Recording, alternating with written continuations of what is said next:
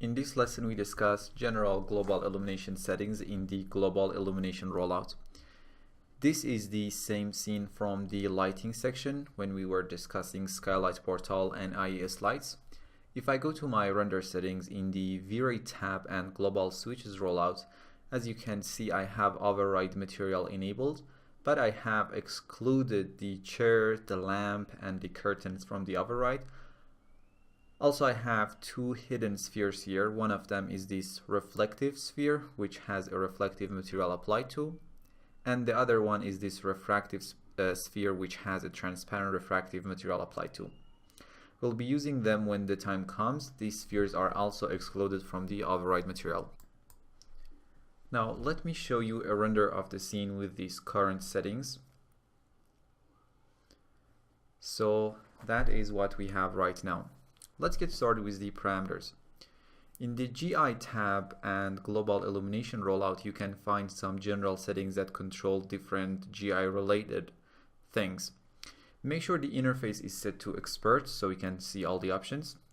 First, we can enable and disable GI. Next, we can define our primary and secondary GI engines, obviously. Then we have two separate multipliers for the primary and secondary engines, and they determine the amount each one of these engines contribute to the overall illumination of the scene. The default of 1 is the physically accurate one, but you can adjust these multipliers if need be, which is not that often. Now, if I set the multiplier of my secondary engine to 0.5 and show you the resulting render, you can see the overall illumination gets darker compared to our previous render, and that might be what you want. But in most cases, as I mentioned, you need to leave these multipliers to 1 so you would get a physically accurate solution. Okay, let's set the secondary multiplier back to 1. Next, we have refractive and reflective GI caustics. When refractive GI caustics is enabled, indirect lighting can pass through the transparent or refractive objects and cause the caustics effect. Now, let me unhide this refractive sphere, which, as I mentioned, is transparent and has a transparent and refractive material applied to. In the first render, refractive GI caustics is disabled, and in the next render it's enabled, and you can clearly see the caustics effect caused by the transparent sphere. Now remember that this is an indirect caustics, and to get direct caustics we need to enable it from the caustics rollout down here. We'll be covering that later on. Next, we have reflective GI caustics, which, if enabled, allows the indirect light to reflect from the reflective surfaces, but unlike the refractive GI caustics, it's not contributing that much to the scene, so you can turn it off safely in most cases. In the scene, let's go ahead and hide the refractive sphere and unhide the reflective sphere. Now let me show you two renders with reflective caustics off and on. In the first one it's disabled, and in the next one it's enabled. I can barely see any difference. If I zoom in these kind of shadowy areas, you can see the enabled one is ever so slightly brighter, but really not that much. Now let's make sure reflective GI caustics is off.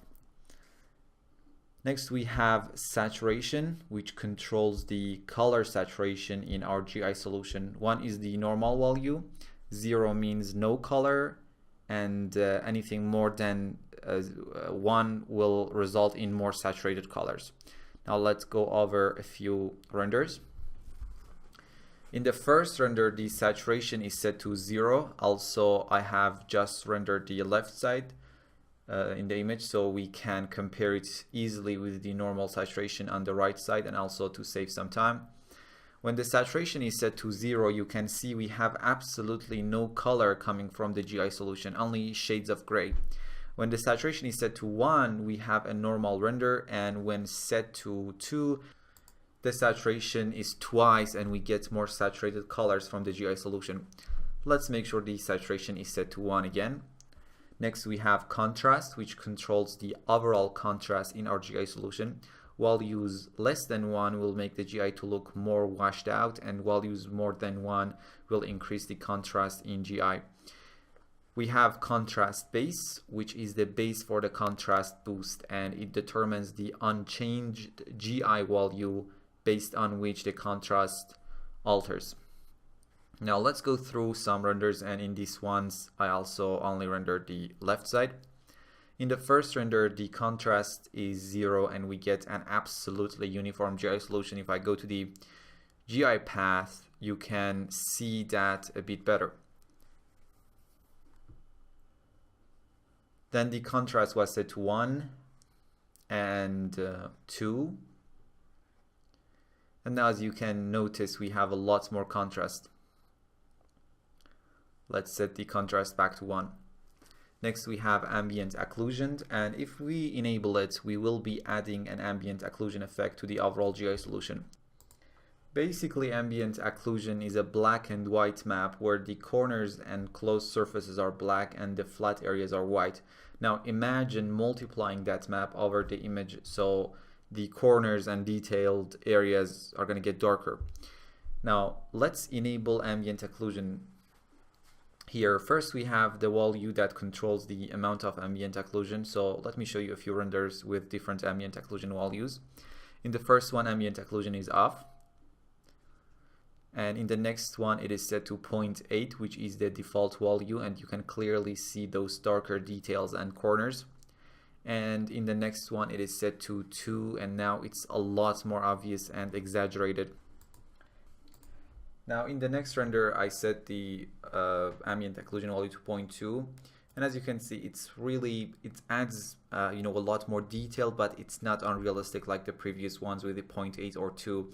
And I usually don't use ambient occlusion, but if I happen to use it, I try to keep the value very low, because I think sometimes 0.2, 0.3 adds a lot, but without any negative effect on the realism of your image. Next, we have radius, which is the radius of the ambient occlusion. Here I have another render with the ambient occlusion set to 2 and radius set to 50.